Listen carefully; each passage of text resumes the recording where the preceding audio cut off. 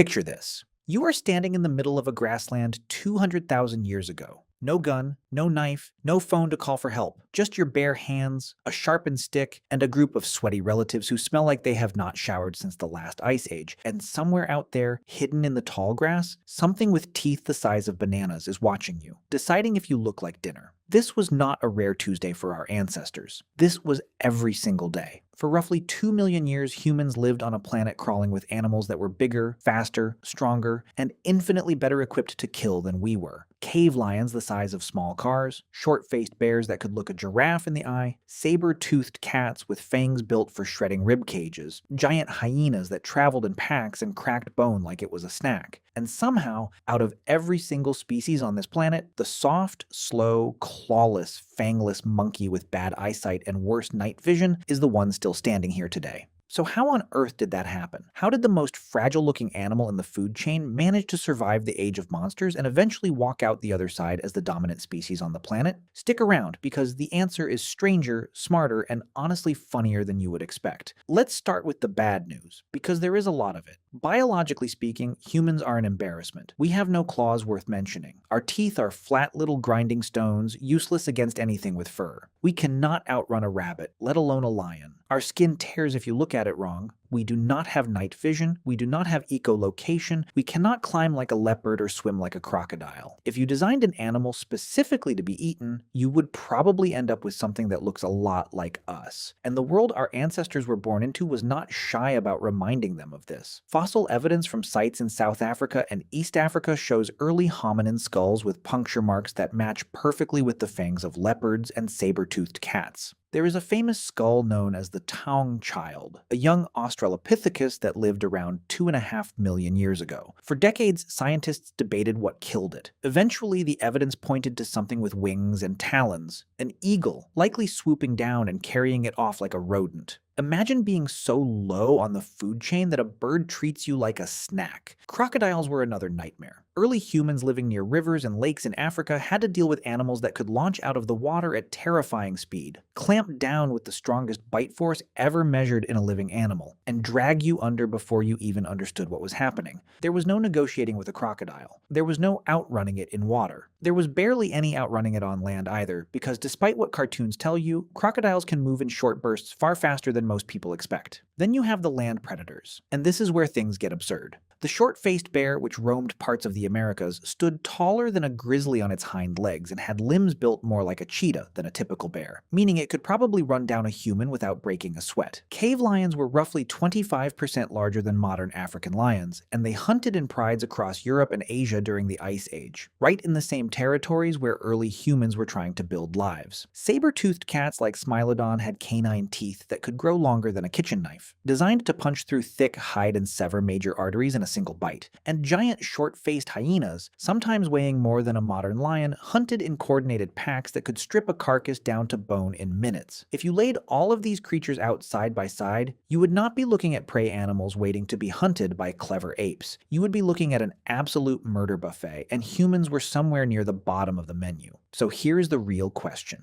With all of these disadvantages stacked against us, how did we not just get wiped out in the first few 100,000 years? The answer is not brute force. It is not speed. It is not sharp teeth. The answer is something far weirder and honestly a little bit terrifying if you are a saber-toothed cat. Humans figured out how to cheat. Let's talk about the first great cheat code, throwing. This sounds almost too simple to matter, but stick with me here because it changed everything. Humans are, and this is not an exaggeration, the best throwing animals on the entire planet. Chimpanzees, our closest living relatives, can throw things, but they do it slowly and with terrible accuracy, usually just to fling poop at each other in frustration. Humans, on the other hand, developed a unique shoulder structure, a special twisting motion in the torso, and elastic tendons that work like a slingshot, storing energy and releasing it in a fraction of a second. Professional baseball pitchers can throw a ball over 100 miles an hour, and that same biomechanical trick was already fully formed in humans as early as 2 million years ago. This meant that for the first time in the history of the animal kingdom, a relatively small, weak creature could kill something much larger from a distance without ever getting close enough for those banana-sized teeth to do their damage. A spear thrown with enough force and accuracy could pierce the hide of an animal 10 times your size, from 10 meters away, while you are already backing up and rethinking your life choices. Suddenly the fight was not fair anymore, but for once it was not fair in our favor. Archaeologists have found sharpened wooden spears in Germany dating back around 300,000 years at a site called Schoningen. These were not crude sticks. They were carefully balanced, weighted toward the front like modern javelins, clearly designed by people who understood physics they could not have explained but absolutely could feel in their bones through trial, error, and probably a lot of very embarrassing misses. But throwing a sharp stick at an angry cave lion once is not exactly a winning strategy if you are alone.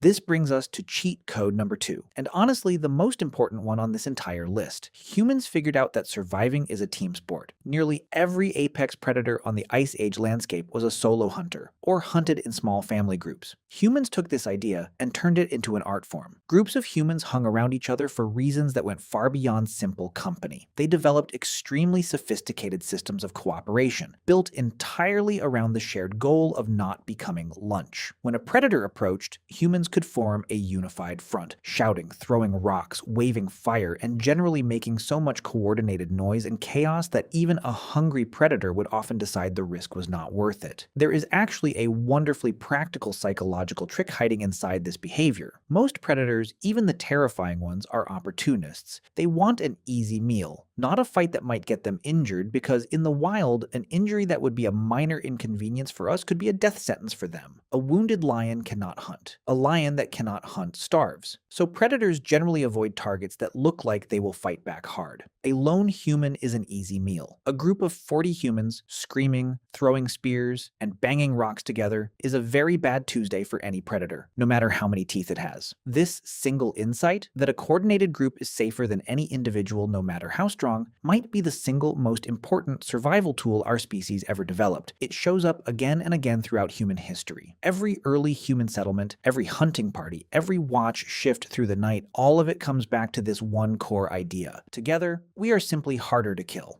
Now let's talk about the single most game-changing tool in the history of our species. And I am not exaggerating even a little bit here. Fire. Before fire, night was the most dangerous time to be alive because nearly every major predator our ancestors faced had significantly better night vision than we did. Cave lions, saber-toothed cats, hyenas, leopards, these are all animals built for hunting in low light, with eyes specifically evolved to gather more light than ours. Humans at night were basically blind prey, wandering around in the dark, which if you think about it, sounds like the setup for a horror movie because in many ways, it absolutely was. Fire changed the entire equation overnight. Pun completely intended. Evidence from sites like Wonderwork Cave in South Africa suggests humans were controlling fire as far back as 1 million years ago. And by around 400,000 years ago, controlled use of fire was widespread across human populations in Europe, Asia, and Africa. Fire did several things simultaneously, and each one on its own would have been a massive survival advantage. First, it lit up the darkness, taking away the predator's home field advantage. A cave lion that relied on stalking silently through shadows suddenly had nowhere to hide once a group of humans had a roaring fire going at their camp. Second, nearly every predator on Earth has an instinctive fear of open flame, likely hardwired over millions of years of encountering wildfires. Fire is loud, unpredictable, and can injure an animal in ways that no amount of muscle or teeth can defend against.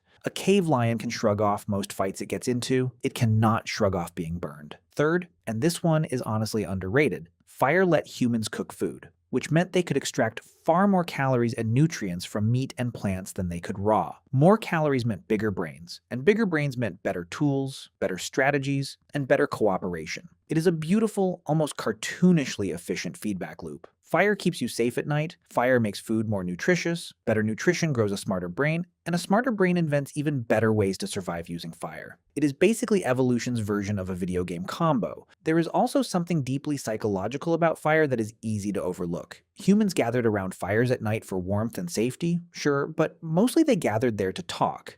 Anthropologists studying modern hunter-gatherer societies, like the Juhwansi people in southern Africa, have found that firelight conversations are dramatically different from daytime conversations. During the day, people talk about practical things, disputes, complaints, logistics. At night, around the fire, conversations shift almost entirely toward storytelling, myths, and shared knowledge about the world, including, very importantly, knowledge about which predators are dangerous, where they tend to hide, and how past encounters played out. This brings us to cheat code number 4, and it might be the sneakiest one of all. Humans learned how to pass down information, not just genetically, but culturally through language and memory. A lion cub learns to hunt mostly through instinct and a bit of watching its mother. That knowledge dies with that individual lion, more or less. Human knowledge does not work that way. If one hunter in a group figured out that a certain river bend was a favorite ambush spot for crocodiles, that information could be shared with the entire group, then passed down to their children and their children's children, potentially for generations long after the original hunter had died.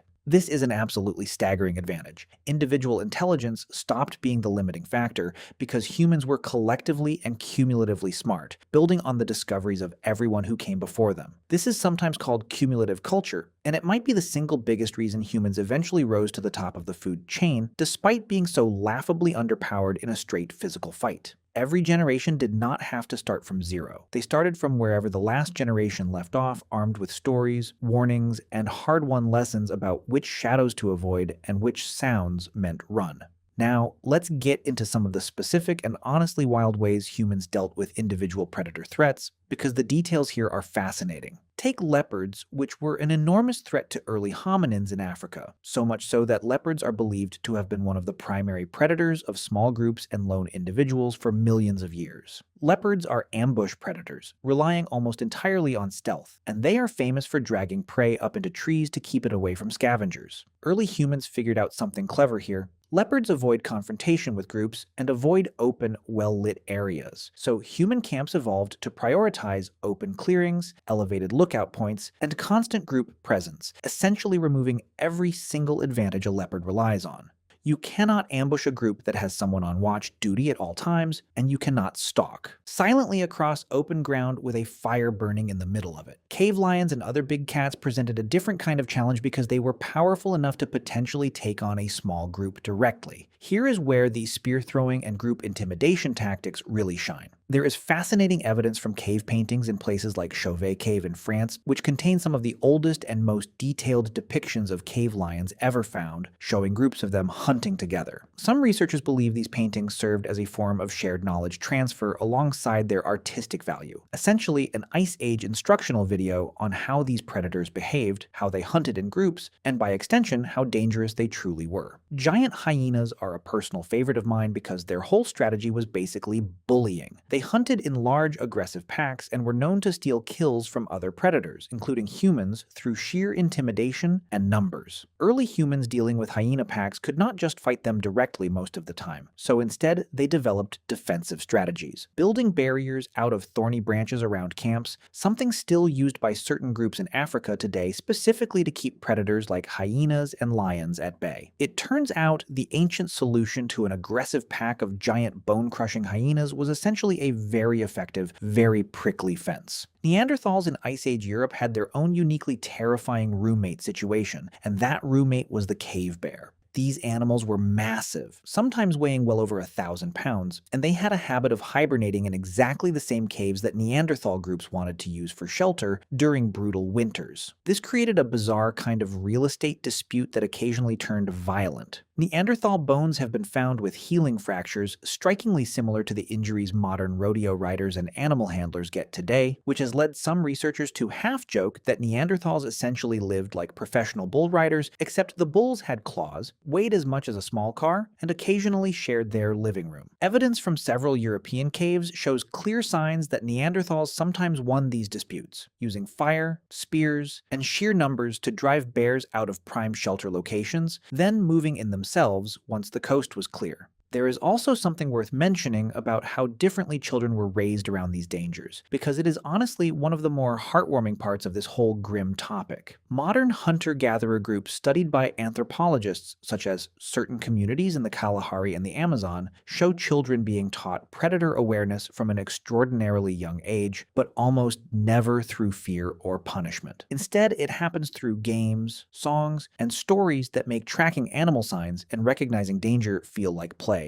rather than survival training. A child might grow up thinking a specific rhyme about lion tracks is just a fun thing to sing, without realizing they are being handed one of the most important pieces of survival knowledge their community has. It is a wonderfully sneaky way to keep an entire species alive, disguising the scariest lessons imaginable as something closer to a nursery rhyme. Then there are the short-faced bears of North America, which deserve a special mention purely because of how terrifying they were. These bears stood up to 12 feet tall on their hind legs, had proportionally longer legs than modern bears, suggesting they could run down prey rather than just ambush it, and were powerful enough to potentially kill a bison in a single swipe. Early humans migrating into the Americas would have encountered these bears with essentially zero prior experience or inherited knowledge about how to deal with them, since nothing quite like them existed anywhere else on Earth. By the way, if you want to go even deeper into the secret lives of ancient humans, I just launched a full course called The Secret Lives of Ancient Humans. 10 modules, 3+ hours of content covering everything we never talk about on YouTube. What they feared, how they communicated, what hunted them, and much more. Plus an exclusive PDF guide included. Link in the description. See you inside. Some researchers actually believe the sheer terror of encountering short-faced bears might explain why certain early human migration routes into North America avoided specific regions entirely, effectively steering clear of bear territory based purely on frightening early encounters passed down through storytelling. And we cannot forget aquatic threats. Nile crocodiles and their prehistoric relatives were a constant danger for any human. Population living near water, which, let's be honest, was most human populations, since water is sort of essential for staying alive. Humans developed clever workarounds here too, learning to collect water using containers rather than approaching the water's edge directly, watching for telltale ripples and eye patterns just above the surface, and again, always doing this in groups, with someone specifically assigned to keep watch while others filled containers or bathed. It is worth pausing here to appreciate just how much mental energy this must have taken. Imagine living every single day of your life doing a constant threat assessment, checking the tree line for movement, listening for specific alarm calls from birds or monkeys that indicate a predator is nearby, something modern hunter-gatherer groups still rely on today, watching the water's surface for ripples that do not match the wind. This was not occasional vigilance. This was the default operating mode of the human brain for nearly the entirety of our species' existence. It is honestly a strong argument for why humans evolved to be such incredibly anxious, overthinking creatures. Constant low-level paranoia used to be an excellent survival trait, and in a lot of ways, our brains never really got the memo that the saber-toothed cats are gone now. Speaking of brains, let's talk about intelligence itself as a survival weapon because this deserves its own spotlight. Predators are strong, predators are fast, but predators are, almost without exception, creatures of instinct and habit, not creative problem solving. Humans figured out incredibly early that if you cannot out-muscle a threat, you can outthink it. There are documented examples among modern hunter-gatherer societies of humans using deception and misdirection against predators. Things like leaving decoy fires burning at abandoned camps to trick predators into thinking an area is occupied, or using specific plant materials that mask human scent when moving through predator territory. There is even evidence that early humans understood predator behavior patterns well enough to actively avoid hunting during specific hours when certain predators were most active, essentially time-sharing the landscape with animals that could kill them, simply by knowing their schedules better than they did. This is honestly one of the funniest parts of human survival history if you think about it long enough. We did not become the dominant species on this planet by being the strongest, or the fastest, or the most physically capable. We became the dominant species by being annoyingly, relentlessly clever. We are the animal that looked at a saber-toothed cat, acknowledged it could probably kill us in about 4 seconds, and then spent the next few 100,000 years figuring out increasingly elaborate ways to avoid ever finding out for sure. There is also a slightly darker side to this story worth mentioning, because early human survival was not some flawless, triumphant march toward dominance.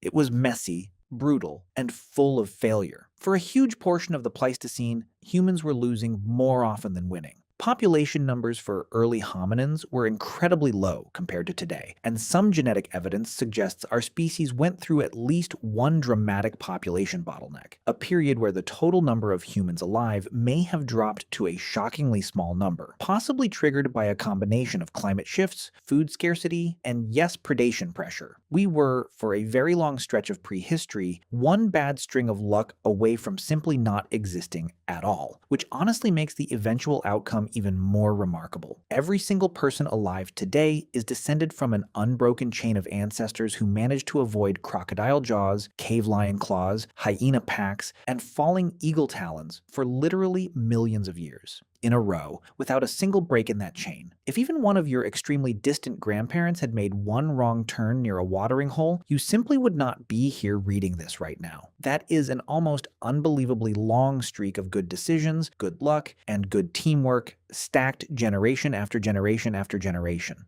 Eventually, as human tool use, cooperation, and intelligence kept snowballing, the balance of power began to shift dramatically. Better spears turned into atlatls, which are essentially spear-throwing levers that dramatically increase both range and force. Atlatls turned into early bows, which turned hunting from a close range, high-risk activity into something that could be done from a safe distance. Fire use became more sophisticated, allowing humans to control and shape entire landscapes, sometimes using controlled burns to manage predator populations and prey migration patterns directly. By the time you reach the later Stone Age, roughly 40,000 years ago and onward, humans were not simply surviving apex predators anymore. In many regions, humans had become the apex predator themselves, actively hunting cave lions and cave bears for their pelts, and, in some interpreted cave art, potentially for ritual or status reasons. The hunted had, in a very real and almost poetic sense, become the hunters. Many of the terrifying megafauna predators we have talked about today, the cave lions, the short-faced bears, the saber-toothed cats, the giant hyenas, all eventually went extinct, and this remains a topic of genuine scientific debate. Climate change at the end of the Ice Age certainly played a massive role, disrupting ecosystems and prey populations everywhere. But, increasingly, researchers believe humans played a direct role too, whether through direct hunting, competition for the same prey animals, or simply outcompeting these predators using tools, fire, and cooperation that no amount of raw biological power could counter. It is also worth noting that humans never fully stopped being prey, even after tools, fire, and cooperation tipped the odds heavily in our favor. Recorded attacks by lions, tigers, and crocodiles on humans still happen today in parts of Africa and Asia, reminding us that the old rules of the food chain never entirely disappeared, they just got pushed to the margins.